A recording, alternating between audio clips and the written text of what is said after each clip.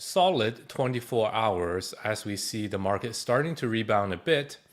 Since the Sunday panic when oil hit $120 a barrel, the highest it's been since 2022, markets were in full panic.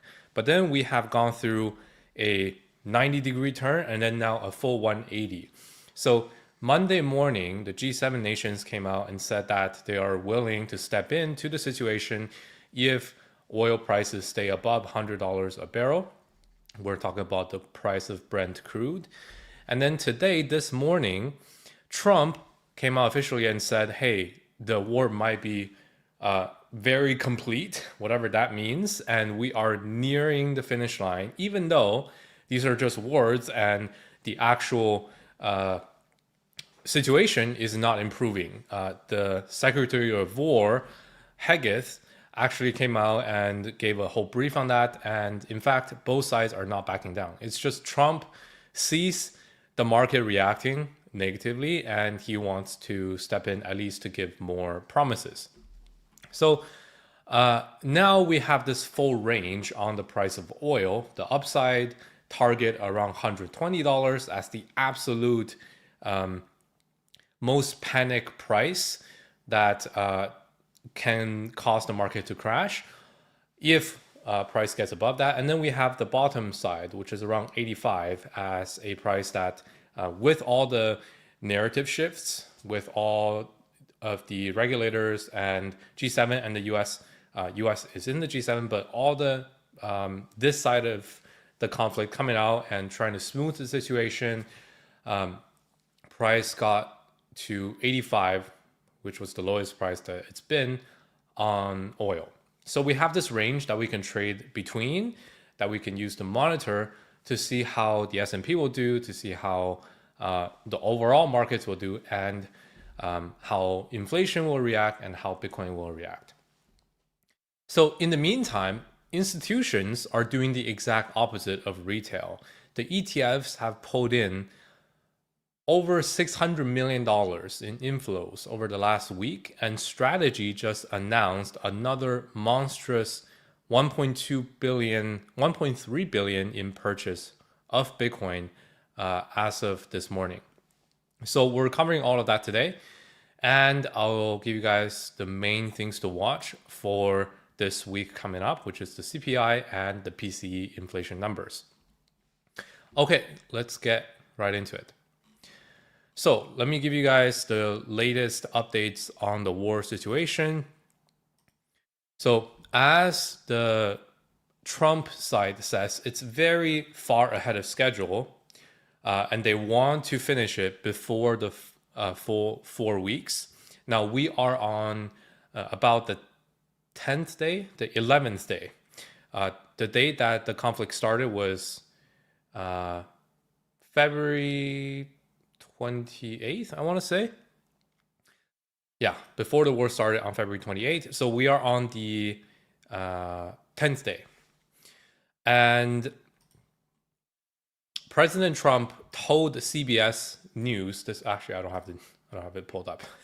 We are on the 10th day, and President Trump told CBS News this morning that he believes the war is very complete, pretty much.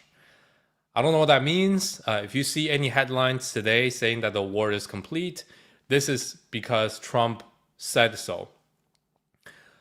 He also said he's considering taking over the Strait of Hormuz, a key choke point for the global oil trade that has been disrupted by the war. Now, he also said, this is actually more important, some sanctions will be lifted on oil products, on oil producers amid the Iran war. So this is actually more meaningful than him commenting on the war, because on the war situation, it's not slowing down. When you look at the real updates coming from Hexet, so the war timeline is that the US will not relent in this war until Iran is totally and decisively defeated. So completely different. And on Iran's side, they do have a new leader. I'm not going to try to pronounce the name, but he is one of the sons of Ayatollah to succeed his father. And Obviously, they want to discredit him, but it really seems like it's the same regime and the same regime that's fighting back, although under a different leader, but in the same kind of dynasty. So Hegseth is really the person, in charge of the war. And you can go ahead and read all that with the latest updates. But basically, both sides are still fighting. So the reason why Trump has to come out and make these sort of fake claims that the war will be over soon is because of oil prices. It's because of markets. He's a markets guy, and as oil prices shoot up, S&P goes down, and Trump has to come out and calm everybody down. So that's why he said, they want the war to be ending very soon, and this led to oil prices diving today. And this is actually more important because he actually commented on, okay, even though the war is not necessarily over right now, he wants to reduce some of the sanctions on oil producers to help boost the supply of oil so that oil prices can at least come down. So that's the latest on oil. With all of these actions, so yesterday we have the G7 countries come out and promise to release their emergency oil reserves. And today we have Trump. We have this range on Brent crude now. So the highest price that Brent crude got to was 119.7. And the lowest price it went to as of this morning was 81. So not even 85. Right now it's trading at 88. And I believe 85 is looking at WTI instead of, no, WTI went lower. So this is the full range of this week on the Brent crude based on the narrative. So when the narrative is at its worst, Brent crude went to 119. And when it's at its best, it went to 81. So this is the full range, but you have to take into account that nothing changed in this period. Both sides are still fighting. The Strait of Hormuz is still closed. So now I plan to just use this range as the trigger to watch. If Brent crude gets above 100, then Trump will come out and try to calm the markets more. And the G7 nations, they have said that they will use their emergency reserves when oil trades above 100. So that means we're going to get a lot of pushback in this range, and hopefully for oil to stay below 119. If oil meaningfully gets above 119, that's going to be very bad. So that's the final trigger that will most likely lead to the S&P coming down a lot further. On the downside, if oil can come all the way below 81, then that means clearly there's real de-escalation. It's not just narrative, because they have fired all their bullets to calm the narrative without actually doing anything meaningful. And that was enough to make price go down to 81, but not further. So this is really the range I'm watching now. It's a big range. Expect a lot of chop for the price of oil over the next couple weeks in this big range from 81 to 120. But anything outside of this range is what is really going to matter. If it goes above here at all, that means the situation is out of control. If it comes below it, that means likely the war is over. Or at least, the real supply of oil tankers is being restored. And below 81 is also roughly pre-war levels before February 28th. This gap up right here. This is when the situation really escalated, the war started, and then price gapped up on oil. So when you're tracking this, make sure you have the right chart. I know all the time, people have different comments. Hey, you're looking at the wrong chart. The oil price I'm seeing is at 95 or 85. Why is yours at 89? So there are a couple important distinctions. You have Brent crude and you have WTI. So these two are different. Even though they both track the the price of 1 barrel of oil, Brent crude is the global price of oil, and it's most heavily influenced by the global shipments of oil, especially coming out of the Persian Gulf, the Middle East. But WTI is this. You might see it as light crude oil futures or WTI crude. And you see this trades lower. This trades at 84, whereas Brent crude trades at 89.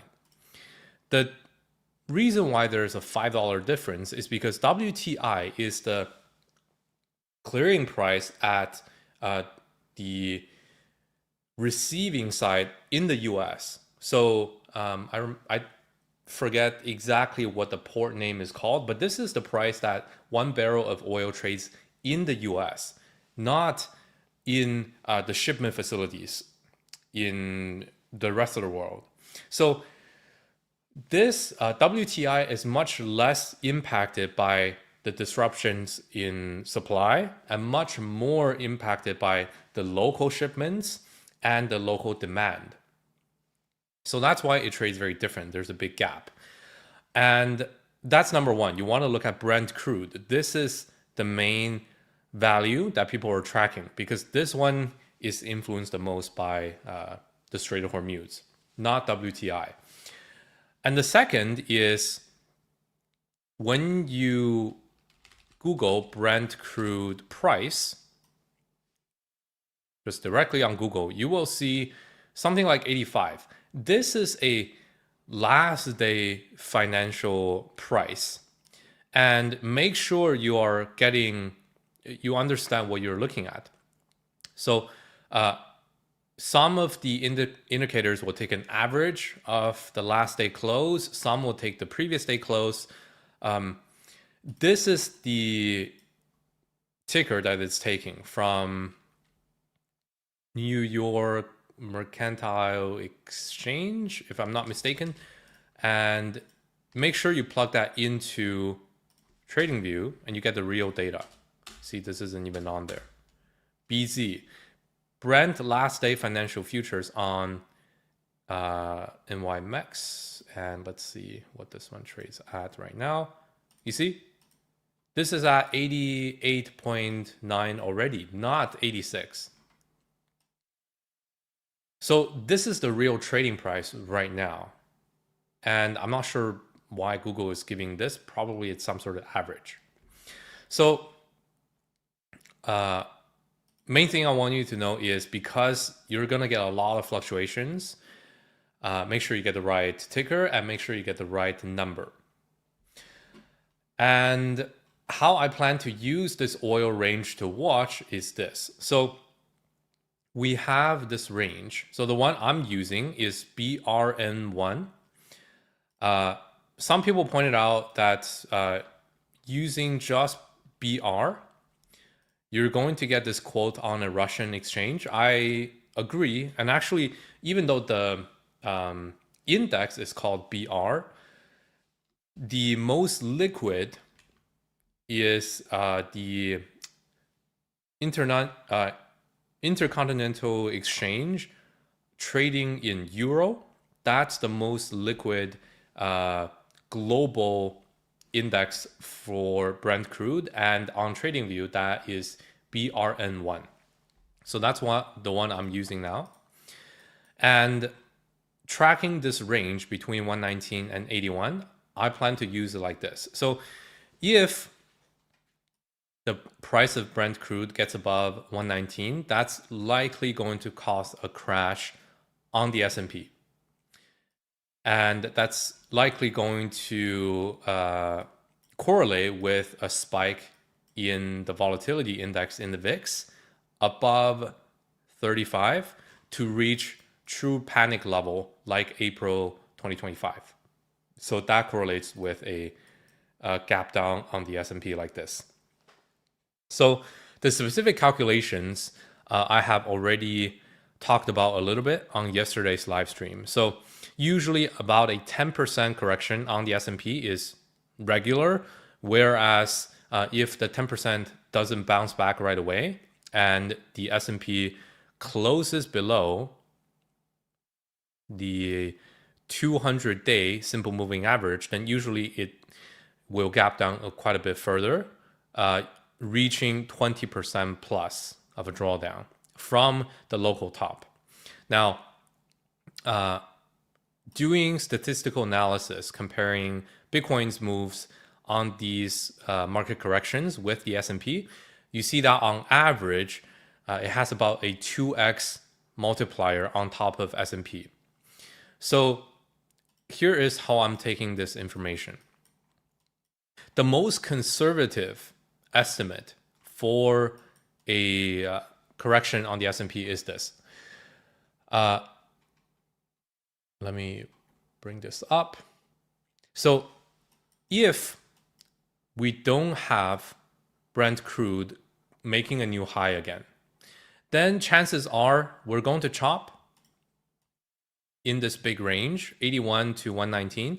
And as long as it's like this, the S&P will probably be fine because we already have this on Sunday, and the S&P did not go below the 200-week simple moving average. So it's safe to assume that the 200-day simple moving average will hold if oil doesn't break above 120. So then the price range we have is like this, from the $7,000 high till the 200-week SMA, that's a 200-day SMA, that's a 5.8% drawdown. And then you take that number and you look at Bitcoin from around the same time. So yesterday I used these highs from 88, but I thought about it a bit more because these highs were before this drawdown, and really this drawdown was not triggered by the war. I think we should be taking a more conservative approach and take the pre-war level. So the war started on February 28th. So on February 28th, the price of Bitcoin was roughly, just in the same range, around 70K. So if the S&P goes down to, let's say, 6,600, 6,580, about a 5.8% drawdown from the top. And if we take the pre-war level from the February 27th level, right around there, we're talking about a 4.5% drawdown. So times 2, you have 9%. So you take the pre-war level of Bitcoin right there. You can take a high of that daily candle and a 9% drawdown. We're talking about just the bottom of this range. You see, 63. So all in all, as long as oil price does not make a new high and it just chops, we should not see S&P go below the 200-day SMA, and that should keep Bitcoin in this range, above 63, but probably below 73. This is the range that we looked at on yesterday's live, which is this range, 63 to about 73, like this. So far, so good. Basically sideways chop as long as oil doesn't break out, causing a crash on the S&P. That's bigger than the expected drawdown. Now, in the odd chance that oil spikes higher and the S&P goes down below the 200-day simple moving average and draws down in a higher amplitude than 10% from the yearly high, this is what most Wall Street analysts are saying, and that would be higher than 10% from the 7K yearly high. So that looks like this. If we get a 10% drawdown on the S&P from 7K, we are looking at 6,300. Okay? So if 6,300 is the conservative target for a drawdown, if oil spikes above 120 because the war just keeps going, then we take this level, we map it to the pre-war level on the S&P, which was, again, this high right there, 68-ish, 68.90. So that's about 8.6%. 8.6 times 2, you have 17.3% drawdown. So you take it and you apply it to Bitcoin from right around 70K for a 17.3% drawdown. You're looking at about 58,000. So this is actually really clean of a level. If the S&P has a very conservative drawdown of 10% from the yearly high, after oil spikes a little bit higher than $120 per barrel, then we could see Bitcoin going to 58K. And 58K, conveniently, is the 200-week simple moving average right here, 58.7. So that's the first level. If oil spikes a little bit above 120, then S&P goes to 6,300, Bitcoin goes to 58. And I think that's still pretty conservative, and that's a plenty good level for me to start buying aggressively. Because like I said yesterday and on all the previous live streams, if you can get Bitcoin below the 200-week simple moving average, you have always been in a profit as long as you can hold that position until the next uptrend. This has always worked. So you might not have the absolute bottom if you do this, but it's not going to be much lower than that. Even in the 2022 bear market, you have some time before Bitcoin got back above the 200-week SMA, but it's not that big a difference. We're talking about 20K versus 16K. It's not a huge difference. Okay? And not everyone can time the absolute bottom. However, having said that, what is the worst case scenario? Okay? On yesterday's live stream, we talked about how on previous drawdowns on the S&P, where it could be triggered by a prolonged war and oil price really keeps going up for multiple weeks to even 1 to 2 months, or it triggers some sort of financial event like 2008 or dot-com crash in 2000. So all the previous times that this has happened, it doesn't have to be triggered by oil. But what you will see is unemployment rate rising very quickly and inflation rising at the same time. In all of those periods, the S&P does not just stop at the 200-day SMA and start going up. So this kind of a scenario where the S&P only draws down 10% from the top like this can only happen if the S&P goes like this, but then very quickly gets back above the 200-day SMA. Then we will have a scenario like one of these. You see here, or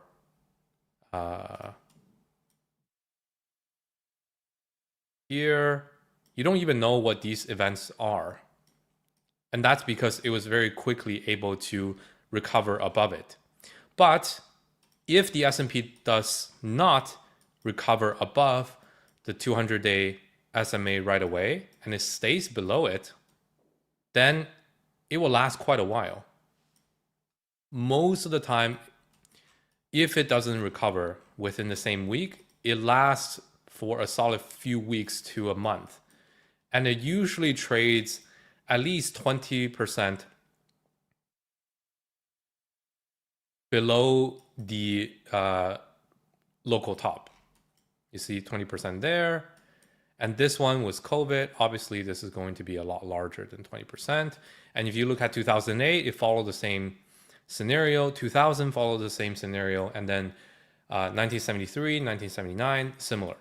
Okay, and this was post-pandemic rate hike, which caused long-term bear market on the S&P. So obviously, this was going to be a lot larger than 20% of a total drawdown from top to bottom. So this one from last year as well, the Japan carry trade unwind, right around 20%. So a worst case scenario is for the S&P to go down 20% from the top, from 7K till 5,600. And some people said this is impossible. Well, never rule it out. Okay, it's obviously still unlikely because we're talking about some of the largest drawdowns that it has seen. That usually happens, once in a couple years, but it's not unheard of before. You see, not unheard of. So the only way this can really happen is if the price of oil spikes up above 120 and stays there, stays above 120 and just keeps going up. Then that means nothing is working from the narrative control and the Strait of Hormuz just straight up shuts down and the war keeps escalating, which is a possibility. It's not a high possibility, but it is possible. So if this happens, then we are talking about a 2x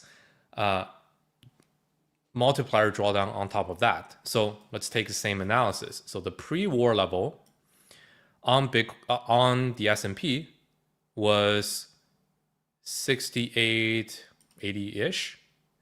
Going down from there till 5,600, that's 18.5% of a drawdown. Times 2, that's 37% drawdown on Bitcoin. So then you take the price of Bitcoin, pre-war, that's 70K, 69. And we have 37% below that, 43K. So this is the absolute bottom that I would say that Bitcoin is possible to reach in a worst case scenario. If the S&P goes straight up, has a huge correction because the war takes many weeks, 1 to 2 months to resolve itself. Oil trades above 120 and keeps going up. And inflation goes up very high. Unemployment is very high. And the Fed cannot do anything for the next 3 months because Jerome Powell is leaving and they cannot do anything. Okay, no one's coming to save us in the short term. Then the worst case scenario is for Bitcoin to go here. Now, is it that bad if this happens? Still, it's not that bad. Because currently I'm holding all the Bitcoin I have. And if I can get Bitcoin below 58K, I'll be very happy already.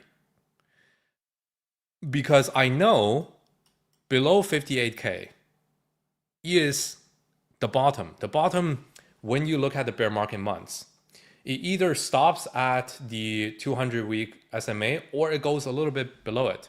But how much below? Well, from the 200-week SMA until this absolute worst case scenario is 25%. That's the 25% I'm willing to just stomach. Because that will be the same kind of black swan event that is unlikely to happen, like in 2022. You know what the black swan event was. From the 200-week SMA until the absolute bottom. Let's say somewhere in the middle right here on the first bounce, until the absolute bottom, 29%. And if you take the first time that the 200-week SMA was touched and broken, until the absolute bottom, you have 29% to the wick or 27% to the close. And what was this? Do you remember? This candle was the FTX collapse.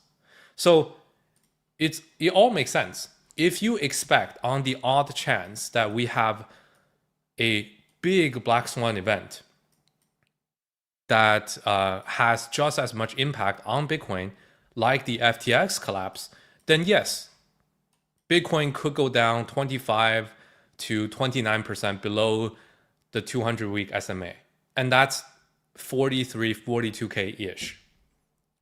Is it likely to happen? I don't think it's higher than 50% chance. I think it's something like 30% chance.